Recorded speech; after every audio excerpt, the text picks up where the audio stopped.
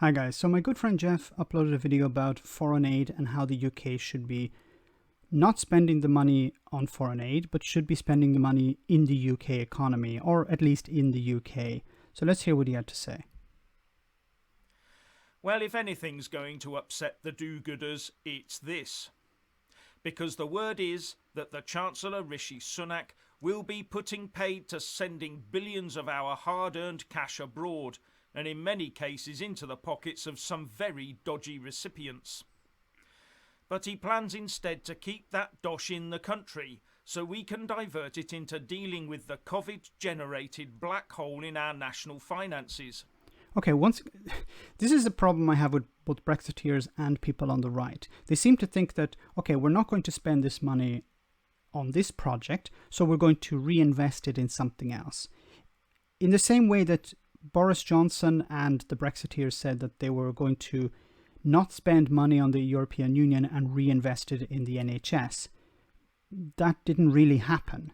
So allow me to be skeptical that the government would stop spending money on foreign aid and reinvest it in some sense into the UK economy. But if the claim is that we're spending fewer pounds and pence on foreign aid, then don't be fooled, because it's the percentages that matter here. We are duty-bound under a 1970 UN agreement and legally bound by UK statute law to spend 0.7% of our gross national income, or GNI, on foreign aid. That's right, it's the law, which is why there is a distinctly distasteful and unhealthy rush every year to find something, in fact anything, to spend the money on, as it would be illegal not to spend it. Now the UN 0.7% is a target, but here's the wording from the UK International Development Act 2015. It is the duty of the Secretary of State to ensure that the target for official development assistance to amount to 0.7% of gross national income is met by the United Kingdom in the year 2015 and each subsequent calendar year. So it's not a target, it's a set percentage that must be spent, laid down in law.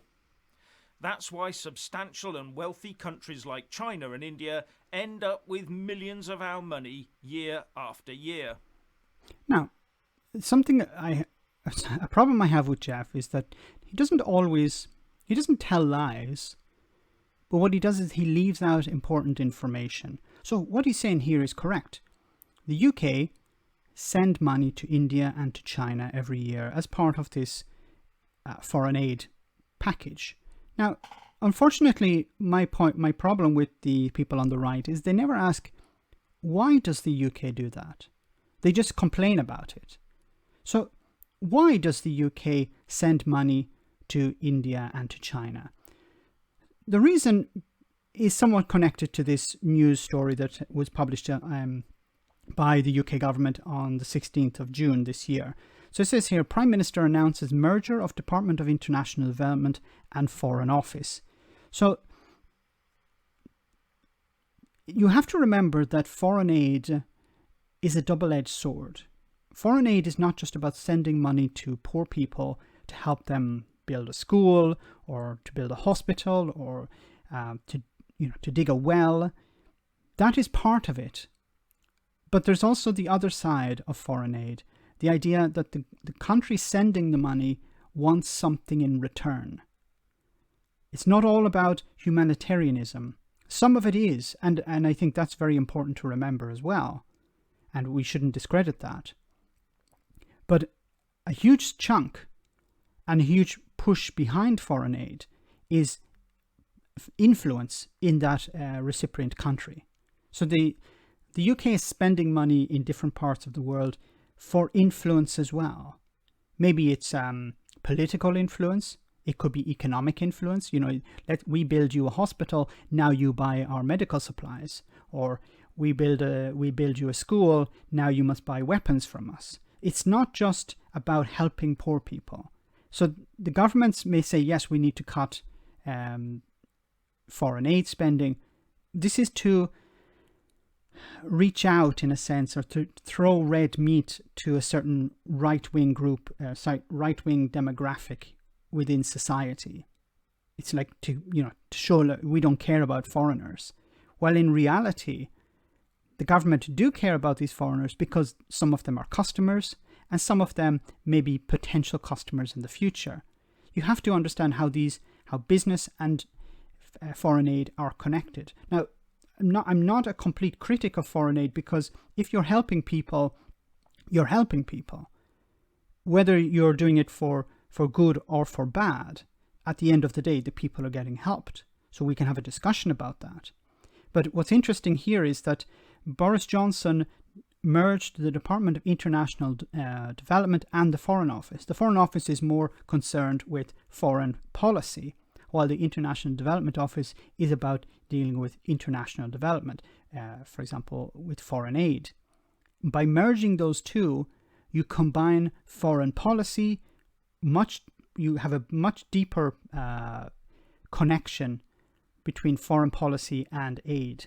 And that's not good, because foreign policy and international aid should be as separate as possible. But the UK government are combining the two. But let's get back to Jeff. And that message alone should tell us that either we're not looking in the right places or that level of aid is just not required. I wonder if Richard Branson has ever thought of applying for foreign aid for his Necker Island. Everyone else seems to get it. Anyway, as our economy continues to suffer due to... And just another point about India and China. It's not about providing money because those countries are poor. It's about influence in those countries. It's about influence inside China. It's about influence inside India. There are poor parts of India that are benefiting from that. But you have to remember, the UK government is spending this money because they want something in return. This pandemic, our GNI will fall. Therefore, the corresponding 0.7% figure spent on foreign aid will reduce too. Obvious, but worth restating.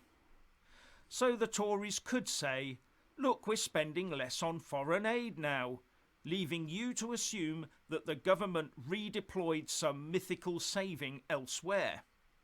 And Labour would say, heartless, beastly Tories, look how they treat Johnny Foreigner, while knowing it's down to the percentage. So Jeff is right and wrong here. So yes, the Tories would say, look, we're spending less on foreign aid to reach out to people like Jeff, and on the hard right. And then on the other side, they would say, on the other side, they will be criticized for not helping poorer people. But that's not their objective in the first place. And the Lib Dems have already weighed in by saying, despite previous assurances, the mask has now slipped and we can see the callous Tories for who they really are. By scrapping foreign aid, the government is abandoning the world stage and turning a blind eye to the crippling poverty children face around the world. This is something that is bigger than the UK. Having poor people around the world is not good, even for the UK. If everyone becomes wealthier, if everyone's standard of living is increased, this will actually help the UK in the long term. Having people poor doesn't help the UK economy, because they're not customers. So the right-wing approach to this is, these poor people deserve nothing. We should maintain their poverty. But you're not actually helping your economy by doing that. Forgetting that we now have some very needy people here in the UK. Our own rough sleepers that always get forgotten, for example. And then there's the very well looked after... Now this really pissed me off about Jeff. I'm sorry, Jeff, but this really pissed me off about you. The idea that you would say we shouldn't be spending money on foreign aid, we should be spending it on rough sleepers or the homeless. But as soon as we turn around and say, okay, let's spend money on the homeless, the people on the right will say, why are we spending money on the homeless? They're lazy. They're drunkards. They're drug addicts. They should get off their arses and get a job. That's your response. We say, let's increase taxes so we have money to spend on homeless shelters or on accommodation for these people. And your response will be, no. So don't say we should be spending money on the homeless when the UK government has, over the last 10 years, thrown the homeless under a bus, especially the disabled homeless. Don't say we should be spending money on the homeless when you don't support spending money on the homeless. But this is the typical hypocrisy of the right. We don't want to spend money on foreigners. We should spend it on our own people. And then we turn around and say, okay, let's spend it on our own people. And you say, no, we don't want to do that. After 4-star hotel dwellers that need paying for. There's a bit of a nod to his friend Nigel.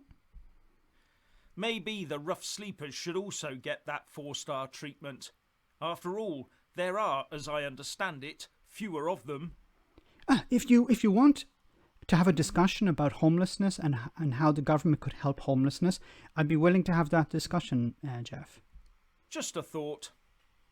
And then there's that other opposition party, the Scottish National Party. And Plaid, come to think of it. Now they will definitely want the full foreign aid budget, won't they? In fact, they'd probably like to see it enhanced. After all, should they achieve their dream of independence, they'd end up having an annual standing order in for it. Sorry. I mean, how else would they be able to replace any money currently supplied by the rest of the UK? Ooh, that'll spark the Scots gnats off, won't it? Sorry, I this is very unprofessional of me just to laugh about this, but does he really believe that the Scottish National, or well, Scotland, an independent Scotland, would be coming to England with a begging bowl and asking, please, can you help us out? I don't think that's going to happen, Jeff. Anyway, back to foreign aid. The upshot is that if both sides just talk about a lower level of pounds and pence being spent on foreign aid, with Rishi saying it's a good thing, and what's her name, the Shadow Chancellor, oh yes, Annalise Dodds, saying it's a bad thing, then you'll know it's all just smoke and mirrors.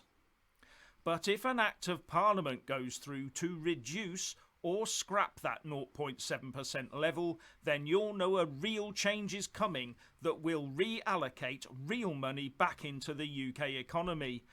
It doesn't work like that, Jeff. But I want to talk a little bit more about how the UK spends money and how it deals with foreign aid. So it says here, this is from fullfact.org. It's a fact-checking website, and it talks about foreign aid. And this particular article is about foreign aid. So it says, for every £100 that's made in the UK, 70 pence goes towards foreign aid. Okay. Another way of looking at it is that the government has a target of 0.7%, and that's what Jeff talked about. So Jeff was completely correct here. In 2016, the UK spent 13.4 billion pounds on overseas aid, in line with this target. But because the UK economy is set to get bigger over the next few years, the real value of foreign aid is expected to increase.